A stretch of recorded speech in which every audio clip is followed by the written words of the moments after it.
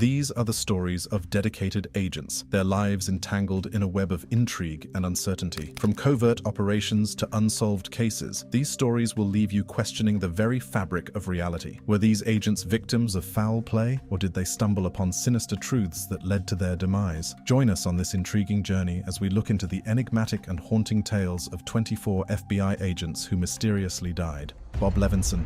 Robert Allen Bob Levinson, born on March 10, 1948, was a former American law enforcement officer who embarked on a mission for the Central Intelligence Agency, CIA, in 1998. His career included roles at the Drug Enforcement Administration from 1970 to 1976 and the Federal Bureau of Investigation from 1976 to 1998. However, on March 9, 2007, Levinson disappeared under mysterious circumstances while on Kish Island, Iran. It is widely believed that he was taken captive by the Iranian government, although Iran has consistently denied any involvement in his disappearance. His passport has also never been traced to any other country. The prevailing belief among US officials was that Levinson had been detained by Iranian intelligence, presumably for interrogation or as a bargaining chip in negotiations with the United States. As the search for him yielded no substantial leads and Iran repeatedly denied any responsibility, many in the US government began to fear that Levinson might not be alive. The last known photographs of Levinson were taken in April 2011, depicting him in an orange jumpsuit and holding signs with messages in broken English, likely composed by his captors, pleading for assistance. On December 12, 2013, the Associated Press disclosed that Levinson had indeed been working for the CIA, contradicting the US government's prior claims that he was not a government employee when captured. It was revealed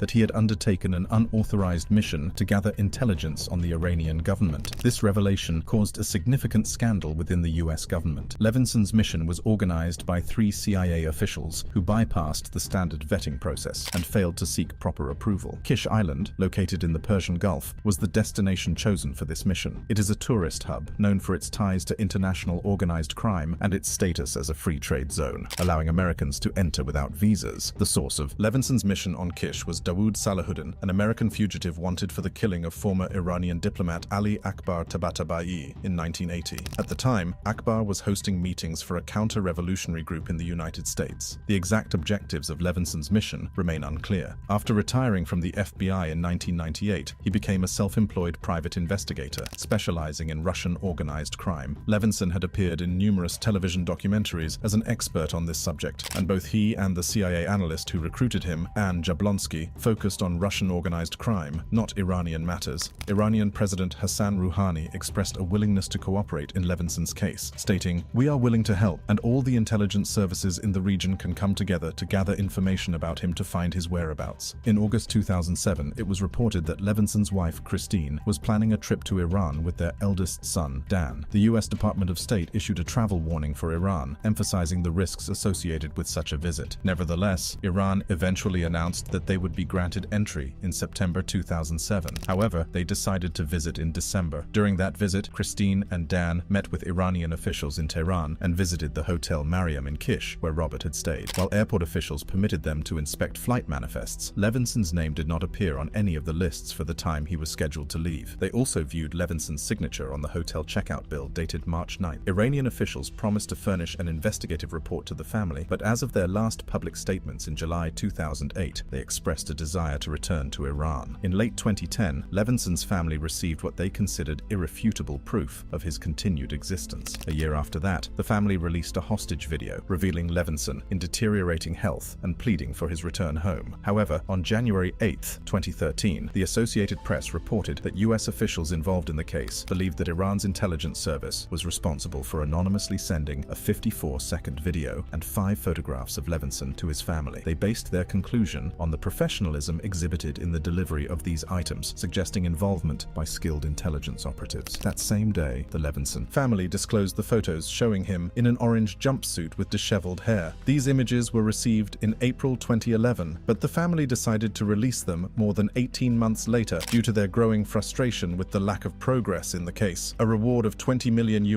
was also later put up in 2019 for information regarding Levinson's whereabouts, but that also yielded nothing. Tragically, in March March 2020, after fruitless efforts to get him back, Levinson's family and the US government concluded that he had likely died in Iranian custody before the year 2020. Finally, on October 5, 2020, a US court ordered the government of Iran to pay over $1.4 billion in punitive and compensatory damages to Levinson's family. This sum will be derived from Iranian assets frozen by the US in 1980. 19 mysteriously delayed 9/11 deaths. On the fateful morning of September 11, 2001, a series of horrific events unfolded, forever changing the lives of countless individuals. It began with the hijacking of American Airlines Flight 11 and United Airlines Flight 175, which tragically crashed into the iconic Twin Towers of the World Trade Center. This day marked the beginning of a pattern, one that would connect a group of brave ex-FBI agents in a most unexpected way. The first among these agents was Supervisory Police Officer Yu-Tak Liu Tao. Liu Tao was stationed near the South Tower of the World Trade Center when disaster struck. As the tower crumbled, he found himself enveloped in a cloud of dust and debris. In the days that followed, he tirelessly worked at Ground Zero, enduring exposure to toxic substances and hazardous materials. Then, in August 2018, a grim diagnosis shattered the life of Liu Tao. Acute myelogenous leukemia took hold of him, and on May 17, 2022, he succumbed to the illness. Supervisory Special Agent Mark Joseph Mikulski was also there to evacuate the injured, securing evidence in the midst of the fire, debris, smoke, and toxic particles from burning jet fuel. His sacrifice came to light when he was diagnosed with multiple myeloma in January 2013, and he passed away on February 25, 2014. Supervisory Special Agent Mark Johnston, a dedicated member of the FBI, had been at Ground Zero, assisting personnel without security clearances. His exposure led to a diagnosis of bile duct and ampulla of Vata cancer in 2011, and on September 12, 2017, Mark Johnston lost his battle. Similarly, Special Agent Dennis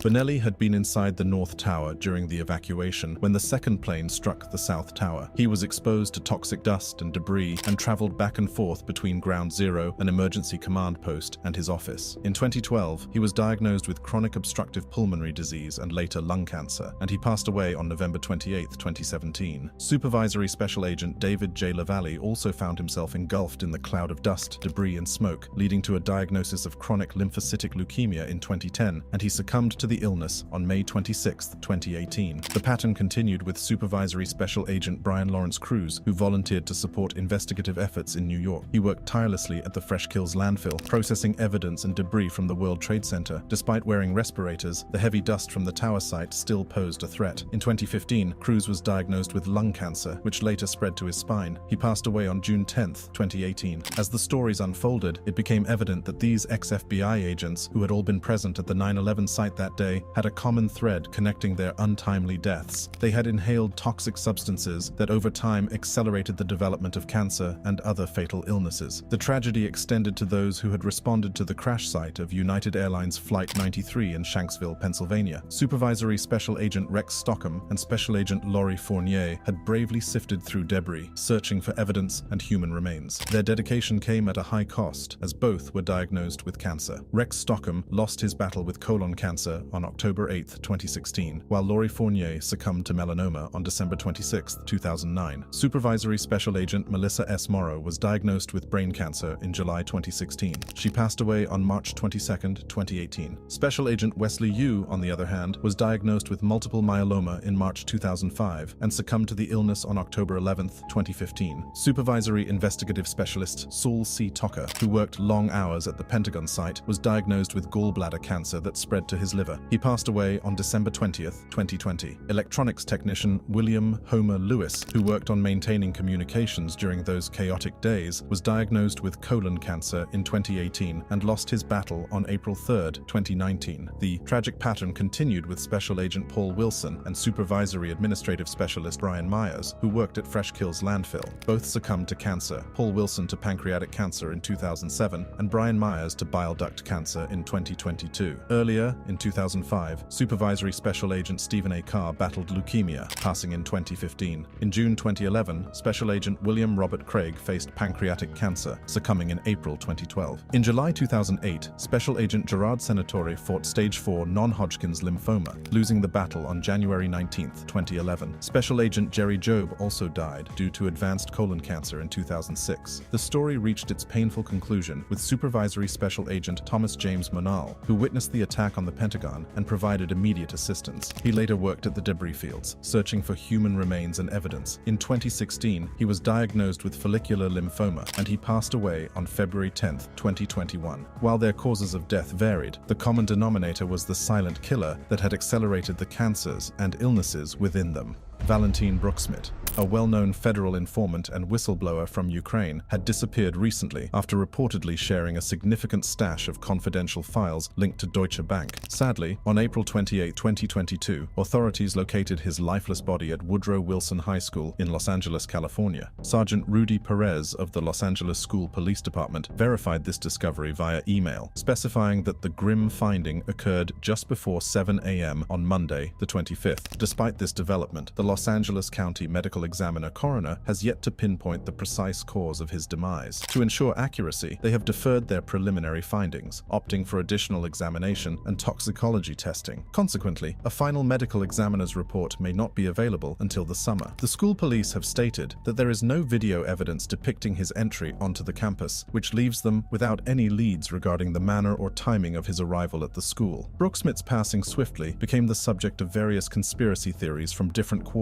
Valentin Bruksmit, aged 46 at the time of his death, was renowned for his self-proclaimed role as a comically terrible spy. His life had been marked by a share of difficulties, particularly relating to substance abuse issues. During his inquiry into President Trump's connections with Deutsche Bank, the U.S. House Intelligence Committee summoned him to testify on multiple occasions. Reports indicate that his last confirmed sighting was in April 2021, yet he maintained an active presence on Twitter, where friends and members of the media continued to interact with him. His final known whereabouts involved driving a red Mini Cooper on Riverside Drive that same afternoon. Regrettably, this outing led to his relatives reporting him as missing to the Los Angeles police. Although his vehicle was recovered, Valentin Bruksmit was nowhere to be seen. Sergeant Rudy Perez disclosed on Wednesday, the 27th, that Bruksmit appeared to have been living without a permanent residence, hinting at the possibility that he may have been homeless in the period leading up to his tragic demise. Valentin Bruksmit's life story is intertwined with Deutsche Bank due to his father, who was an executive at the bank. This connection took a horrific plot twist and dark turn when his father took his own life in 2014. Following this tragic event, Bruksmit gained access to his father's email account, where he stumbled upon a trove of documents related to Deutsche Bank's internal affairs. This cache included confidential materials like board meeting minutes, financial plans, spreadsheets, and password-protected presentations.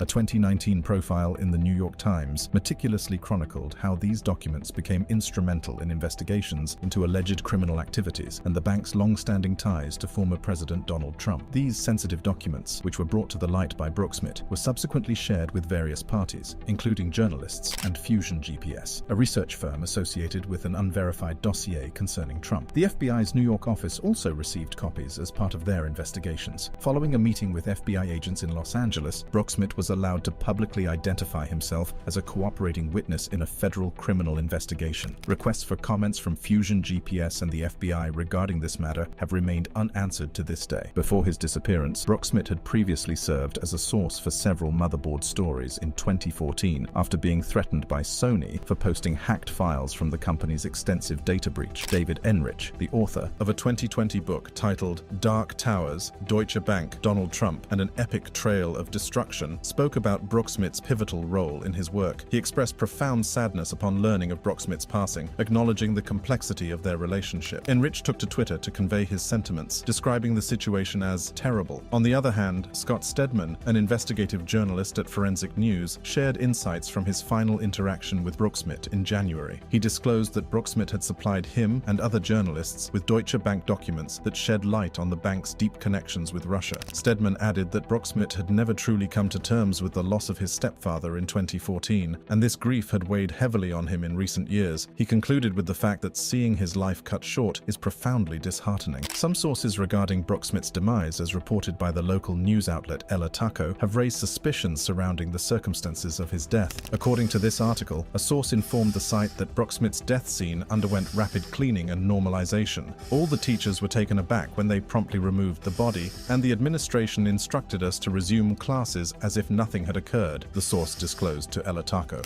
Although there is currently a lack of concrete information concerning the manner of Bruksmit's passing, conspiracy theorists wasted no time in attempting to establish establish connections to their favored theories. Jordan Sather, a promoter of QAnon and a prolific proponent of various conspiracy theories, shared an article regarding Broke-Smith's death on his Telegram channel.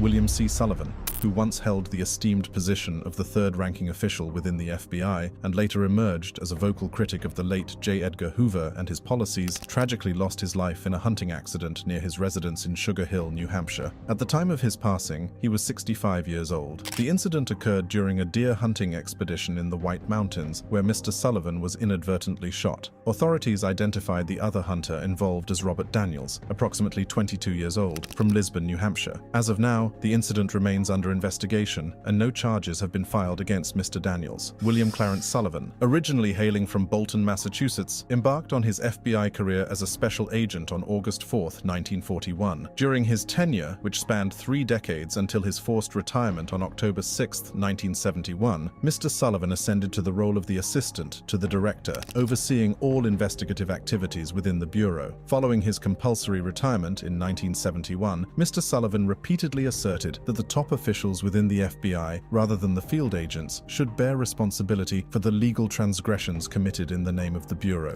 He even provided testimony before a federal grand jury in New York that subsequently pressed charges against John J. Kearney, a retired supervisor from the FBI's New York field office. However, the case has yet to proceed to trial. During his FBI career, Mr. Sullivan gained recognition as an intellectual and an expert on communism, which led to disagreements with Hoover. In 1970, he argued that radical organizations like the Weatherman faction posed a more significant threat to the country than communists. Hoover disagreed, as the FBI's budget was based on the communist threat perception. Mr. Sullivan stood by his statements, believing Hoover knew they were valid. When Mr. Sullivan first joined the Bureau, the FBI was primarily regarded, both internally and externally, as a crime-fighting organization and the vanguard against Nazi and other subversive threats. However, by the time of his departure, the FBI had come under mounting criticism for alleged violations of the civil rights of American citizens. Many of these accusations have since been substantiated, and the myth of J. Edgar Hoover himself has been dispelled. Mr. Sullivan played a pivotal role in these shifts. Initially, he served as a loyal subordinate of Hoover, actively participating in many of the transgressions later unveiled by Congress and the media. Subsequently, he transitioned into a vehement critic of his former boss. In a 1973 interview with the Los Angeles Times, Mr. Sullivan labeled Hoover as a master blackmailer and suggested that the director had lost control of himself, approaching senility in the years leading to his death. A year later, Mr. Sullivan presented a paper at a meeting of the Roscoe Pound American Trial Lawyers Foundation, asserting that the FBI, as then structured, posed a threat to the civil liberties of the nation. In this role, Mr. Sullivan was part of various FBI activities, examined by the Senate Intelligence Committee, led by Senator Frank Church. These activities included covert FBI operations, the COINTELPRO program targeting groups such as the Ku Klux Klan, Black Panthers, and anti-war organizations, illegal wiretapping of National Security Council staff and journalists, and other measures aimed at dissenting groups in the United States. Mr. Sullivan's testimony in the Church Committee's final report revealed that he and others involved in FBI actions seldom questioned the legality of their actions, as they were primarily driven by pragmatism. Due to his involvement in this pragmatic approach, Mr. Sullivan faced a thorough investigation by the Watergate Special Prosecutor's Office. The investigation sought to determine if he had conspired to remove FBI files, including the Kissinger wiretaps on 17 National Security Council members and journalists, in an attempt to hide these wiretaps from U.S. District Judge W. Matt Byrne. Judge Byrne had overseen the trial of Daniel Ellsberg, who leaked the Pentagon Papers in 1970. When it was revealed that Ellsberg had been wiretapped, Judge Byrne dismissed the charges against him. In truth, Mr. Sullivan had moved these files from the FBI shortly before retiring and gave them to a former Assistant Attorney General overseeing internal security. Eventually, these files ended up in the Nixon White House because Sullivan feared Hoover might use the files for potential blackmail against President Nixon, ensuring Hoover's continued leadership. On September 16, 1975, the Watergate Special Prosecutor's Office conveyed to Mr. Sullivan's attorney that the special prosecutor has examined the evidence of alleged conspiracy against Mr. Sullivan and has concluded that the evidence does not warrant the bringing of any criminal charges against Mr. Sullivan. After forcefully retiring from the FBI, Mr. Sullivan briefly ventured into private industry and later returned to the Justice Department to participate in a drug drug enforcement project. In his later years, he resided in retirement in New Hampshire, though he remained entangled in various civil suits stemming from FBI abuses at the time of his passing.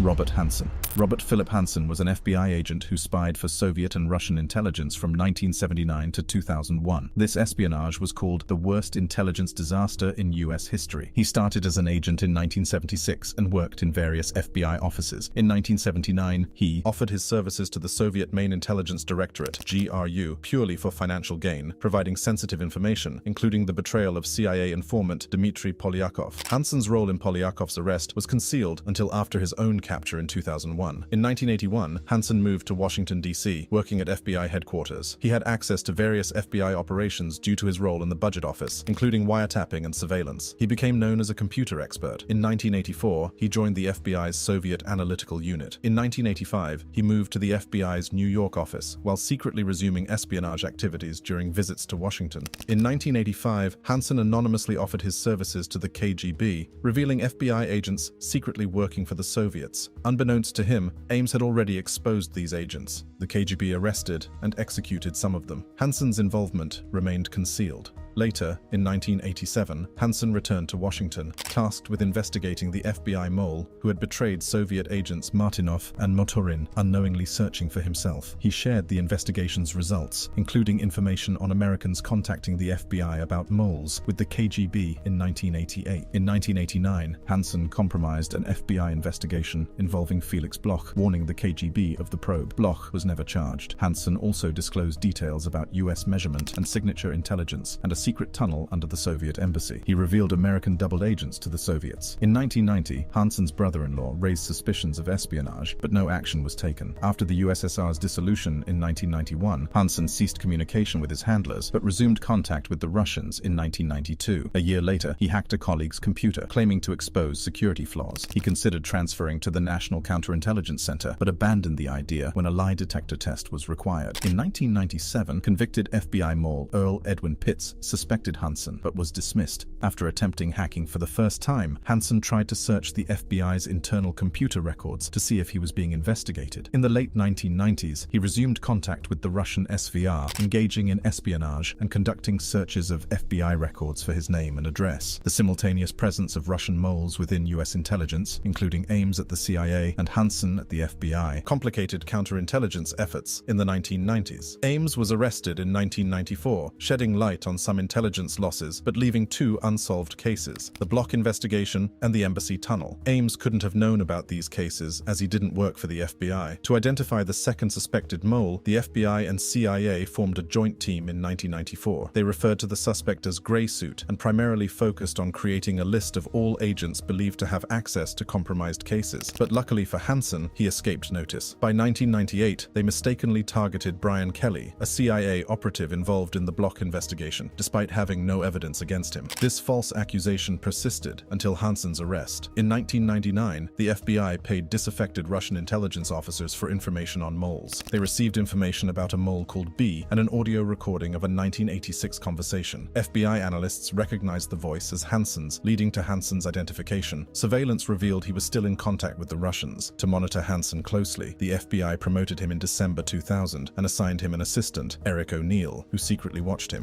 Initially, O'Neill discovered that Hanssen was using a Palm 3 PDA to store his information. Somehow, he managed to obtain Hanssen's PDA, which contained incriminating information and finally provided decisive evidence against Hanssen. During his last days with the FBI, he began to suspect something was fishy. Around February 2001, he had asked a friend at a computer technology company for a job. He also heard noises coming from his car radio that indicated it might be bugged. As Hanssen's suspicions grew, he made one last dead drop at Foxton Park in Virginia. FBI agents observed the act and arrested him, during which Hanssen asked, "What took you so long?" The FBI waited to see if Hanssen's SVR handlers would appear at the park, but arrested him on February 20th, 2001 after they didn't show up. Hanssen negotiated a plea bargain to avoid the death penalty and cooperated with authorities. He pleaded guilty to espionage-related charges in 2001 and was sentenced to life in prison in 2002. Hanssen served his sentence at ADX Florence, a supermax prison in Colorado, in solitary confinement for most of the day. Sadly, on June 5, 2023, 1993, he was found dead in his prison cell, likely from natural causes, at the age of 79. Scott Horn.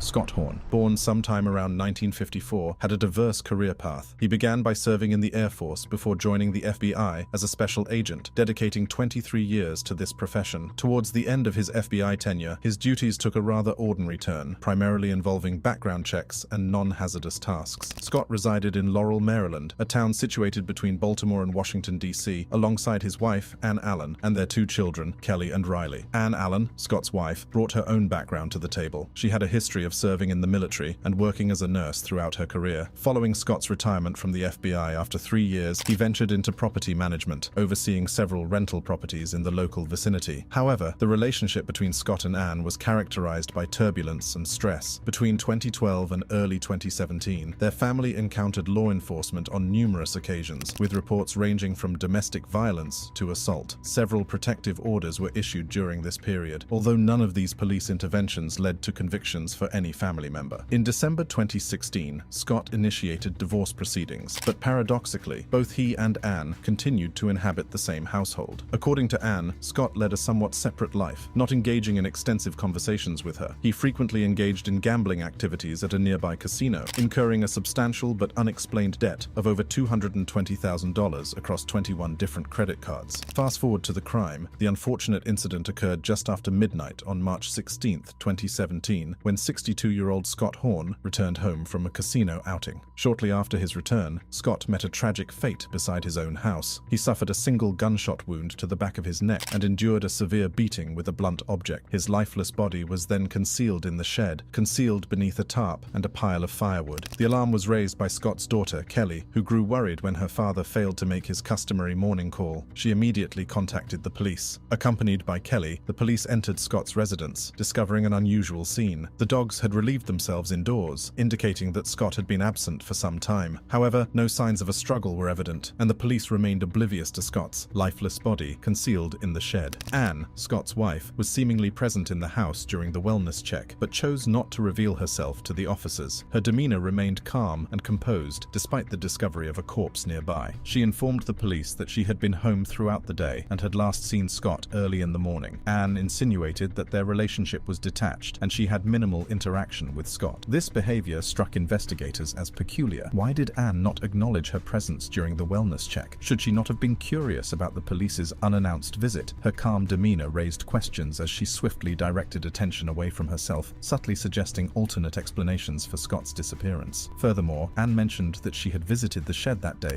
to replenish firewood for the stove, but had not noticed Scott's lifeless body. Given the shed's layout, it seemed improbable that she could have missed the body, as it lay right at the entrance. As the investigation progressed, another character entered the scene. Jason Bird, a 42-year-old friend of Ann's, had visited Scott's house on the fateful day. While the police suspected a romantic connection between Ann and Jason, Ann insisted they were merely friends. Consequently, the police developed a theory implicating Ann in the murder. They posited that she had shot and beaten Scott to death, subsequently enlisting Jason's help to remove the murder weapon, Scott's cell phone, and wallet from the scene. A photograph taken by a neighbor showed Jason leaving Scott's house that day, although nothing appeared to be in his hands, leading investigators to believe he had concealed these items. On June 30th, 2017, Ann Allen was arrested and faced charges of first-degree murder, second-degree murder, conspiracy to commit murder, and using a handgun in a violent crime. Jason Bird was also arrested and charged with identical offenses. However, no evidence directly linked Jason to Scott's murder, leading to the eventual dropping of charges against him. During Ann's trial, evidence related to the wavering relationship between Ann and Scott was excluded. Despite this, on November 20th, 2018, Ann was acquitted of all charges. Nevertheless, she faced additional charges, including attempting to influence state witnesses and obstructing justice, stemming from her alleged interference with her adult children's testimony during the murder trial. The outcome of these additional charges remains unclear. However, while the balance of probability suggests Ann Allen's involvement in Scott Horn's murder, the standard of proof required for a guilty verdict beyond a reasonable doubt was not met. The jury's decision to acquit her appears to be justified. The case remains unsolved, leaving room for the possibility that someone else may have been responsible for Scott Horn's tragic murder. Well,